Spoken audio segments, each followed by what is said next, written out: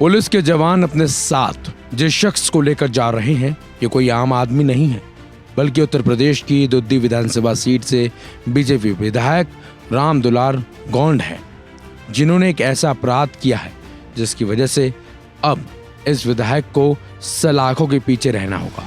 अब आप सोच रहे होंगे कि आखिर बीजेपी विधायक ने ऐसा क्या कारनामा कर डाला, तो आपको बता दें ये बीजेपी विधायक वही है जिस पर दुष्कर्म का आरोप लगा था, बल्कि पीड़िता को जान से मारने की धमकी भी विधायक राम दुलार गौंड की तरफ से दी गई थी, जिसके बाद ये मामला कोर्ट में पहुंच गया था। वहीं अब सोनभद्र की एमपी एमएलए कोर्ट ने राम दुलार गौंड को 25 साल की सजा सुनाई है। इसके साथ साथ कोर्ट ने 10 लाख रुपए का जुर्माना भी लगाया है। दरअसल इस मामले में कोर्ट ने 12 दिसंबर को बीजेपी विधायक को दोषी करार दिया था, साथ ही जेल में भी भेज दिया था। सजा मिलने के बाद राम दुलार गौंड की अब विधायकी भी जाना तय है।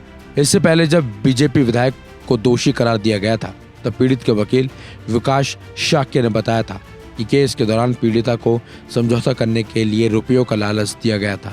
इतना ही नहीं, तरह तरह की धमकियां भी दी गई थी। आरोप तो ये भी है कि दोषी करार दिए गए विधायक राम दुलार सिंह गौंड ने पीड़िता की शादी के बाद उसकी ससुराल जाकर भी धमकियां दी थी। रसूख का इस्तेमाल कर कई तरह से दबाव बनाने की कोशिश की गई, लेकिन पीड़ित पक्ष डरा नहीं और वो इस केस में लगातार पैरवी करता रहा। हैरानी की बात तो यह है कि दुष्कर्म के बाद पीड़िता गर्भवती हो गई थी। अल्ट्रासाउंड रिपोर्ट कोर्ट में पेश की गई थी। डीएनए जांच के लिए भी कहा गया था, जिसे कोर्ट ने खारिज कर दिया था, जबकि दूसरे पक्ष ने इसे आधार बनाकर बचने की कोशिश की थी।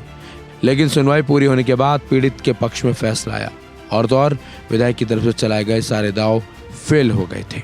पीड़ित के वकील विकास शाक्य की माने तो पीड़िता को बालिग साबित करने के लिए आरोपी पक्ष के परिवार ने रजिस्टर्ड नकल में मिली भगत कर उसकी उम्र बढ़ा दी थी, लेकिन कोर्ट में पेशी के दौरान पीड़िता की जन्म तिथि की पुष्टि नहीं हुई थी।